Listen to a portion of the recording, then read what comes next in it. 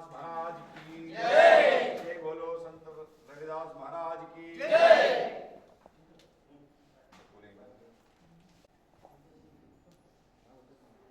जय बोलो संत शिरोमणि रविदास महाराज की जय।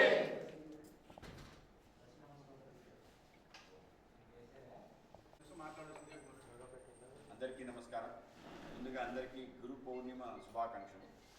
సదా ఈ దేశం యొక్క ఏదైతే ఆధ్యాత్మిక జ్ఞానం ఉందో ప్రపంచానికి అంతా అందించడం జరిగింది.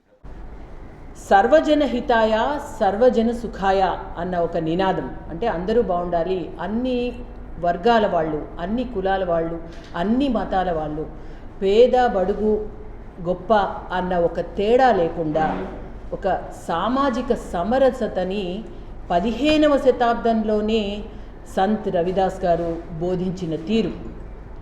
వారు ఆనాడు మనం అందరం కనుక అబ్జర్వ్ చేస్తే కుల వివక్ష అంటరానితనం ఎక్కువగా ఉండేది. కానీ అప్పట్లోనే వారు ఇటువంటి ఒక కుల వివక్ష రహిత ఒక సమాజం ఏర్పడాలి అని కలలుగన్నారు. వారు ఎన్నో శ్లోకాలు రాశారు.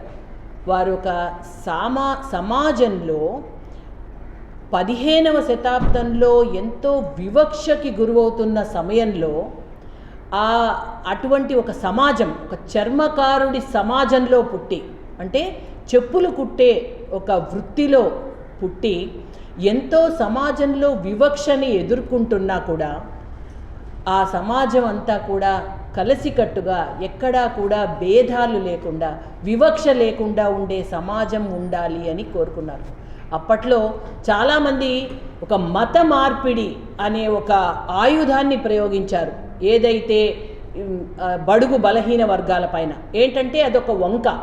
ఏంటంటే మీకు ఇటువంటి ఒక హిందూ ధర్మంలోనూ హిందూ సమాజంలో మీకు ఒక మర్యాద లేదు, కాబట్టి మీరు ఈ మతం మారిపోతే మీకు అన్నీ వచ్చేస్తాయి, ఇక్కడ ఒక కులం ఉండదు, ఇక్కడ ఒక అణగారిన గొప్ప పేద అన్న భేదం ఉండదు అనే ఒక దీనికి లోను చేసి దాన్ని మత మార్పిడికి వారిని బలవంతం పెట్టడం. కానీ ఆ సమయంలోనే, ఆ శతాబ్దంలోనే సంత్ రవిదాస్ గారు ఎటువంటి ఒత్తిడులకి లోనవ్వకుండా హిమాచలం వంటి ఒక అచంచలమైన ఒక దృఢ విశ్వాసంతో వారు నిలబడిన తీరు, ఏదైతే ఒక సమాజంలో ఒక అవకతవకలు ఉన్నాయో దానికి మతం ముడిపెట్టకూడదు, దానికి ఏ ధర్మమో దీనికి ఒక దానివల్ల కాదు ఈ వివక్ష అని చెప్తూ ఒక ధర్మం, ఒక హిందూ ధర్మంలో ఒక జ్ఞానం, ఒక విజ్ఞానం, ఒక సేవ, వీటి ద్వారా ఒక మంచి సమాజం ఏర్పడాలి అని వారి కవితల్లో ఒక సమాజం గురించి వారు కలలు కంటూ వారు రాశారు. అదేంటి అంటే బేగంపురా అని.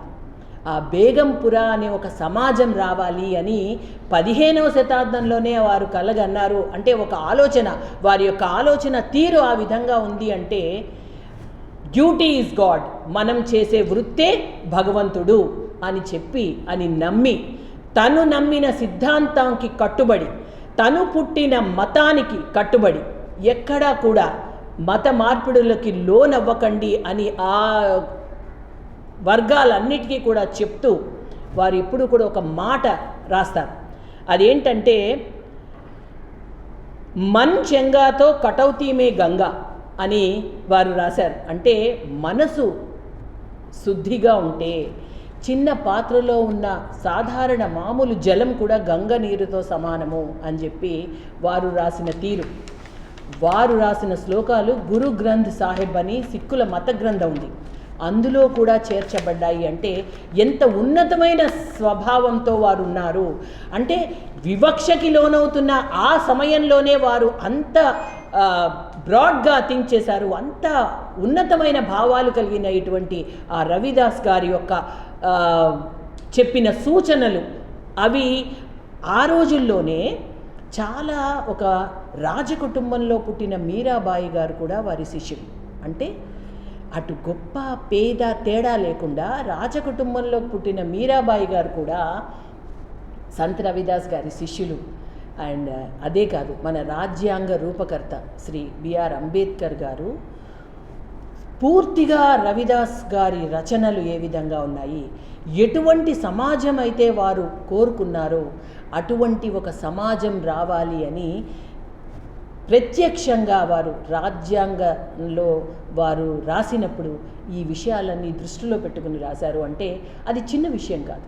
కాబట్టి ఈరోజు వారి బాటలో నడుస్తూ ప్రధాని మోదీ గారు మనం కనుక చూస్తే సబ్కా సాత్, సబ్కా వికాస్, సబ్కా విశ్వాస్, సబ్కా ప్రయాస్, అందరూ అంటే అంత్యోదయ, సమాజంలో అంత్యోదయ అంటే చిట్ట చివరి వ్యక్తి వరకు ఫలాలు అందాలి అన్న ఒక ఉద్దేశంతో వారు ఈ రోజు వరకు ప్రవేశపెట్టిన అంటే 80 కోట్ల మంది ఉచిత రేషన్ ఏదైతే ఉందో, అలాగే గృహాలు పర్మనెంట్గా అంటే హౌసింగ్ ఫర్ ఆల్, అందరికీ కూడా గృహాలు ఏర్పాటు చేయడం, అదే కాకుండా ప్రతి ఇంటికి కుళాయి నీళ్లు ఏర్పాటు చేయడం, ఇదే కాకుండా ప్రతి అంటే నారీ శక్తి కానీ, ఇటు యువత కానీ, అటు స్కిల్ డెవలప్మెంట్ కానీ, ఒక డిజిటల్ ఇండియా కానీ, మేక్ ఇన్ ఇండియా కానీ, స్టార్టప్ ఇండియా కానీ. సో ఈరోజు ఈ 12 సంవత్సరాల సేవా సుపరిపాలన పేదల సంక్షేమం అన్నది ఈరోజు మన మోదీ గారి ప్రభుత్వం అదే బాటలో నడుస్తూ ఇటువంటి ఒక మహనీయుని ఒకనే ఆదర్శంగా తీసుకుని వారు చెప్పిన సిద్ధాంతాలని ఈరోజు పుణికిపుచ్చుకుని 650 సంవత్సరాల తర్వాత కూడా అటువంటి ఒక మహనీయుని మనం గుర్తు తెచ్చుకుని వారిని గుర్తు చేసుకుంటూ సమరసత భావం ఏదైతే ఈ రవిదాస్ గారు కలలు గన్న ప్రపంచం ఈరోజు ఇది సాకారం అయ్యే దిశగా మనం వికసిత్ భారత్ 2047 నాటికి ఇది పూర్తిగా సంపూర్ణంగా సాకారం అవ్వాలి అన్న ఒక ఉద్దేశంలో వారి బాటలో మనం నడుస్తున్నాం. అందువల్లనే సమరసత సంకల్ప్ అభియాన్ అని దేశం అంతా కూడా ఈరోజు ప్రతి జిల్లా కేంద్రంలోనూ ప్రతి మండల కేంద్రంలోనూ ఈ గురు పౌర్ణమి సందర్భంగా ఇటువంటి ఒక ఉన్నత భావాలు ఉన్న గురువుని మనం స్మరించుకుంటూ వారికి నివాళులు అర్పించుకుంటూ ఈరోజు అన్ని కేంద్రాల్లోనూ భారతీయ జనతా పార్టీ ఈ యొక్క కార్యక్రమాన్ని చక్కగా నెరవేరుస్తోంది. అంతేకాదు ఇదే రోజు ప్రధాని మోదీ గారు వారణాసిలో 1 కోటి మంది సాధు సంతుల్ని గౌరవించి సత్కరిస్తున్నారు. అదే కాకుండా సంత్ రవిదాస్ గారు పుట్టిన ప్రదేశం ఏదైతే మహారాష్ట్ర సాగర్ అనే ఒక చోట ఉందో అక్కడ 101 కోట్లతో సంత్ శిరోమణి రవిదాస్ గారి కోసం ఒక ఆలయాన్ని నిర్మించి ఒక మ్యూజియం కూడా తయారు చేసి వారి దృష్టిగా అంటే వారి యొక్క అందరూ ఒక యువత చైతన్యం కావాలి అని చెప్పి వారి బాటలో నడుస్తూ వారిని స్ఫూర్తిగా తీసుకుంటూ ఉన్నాము.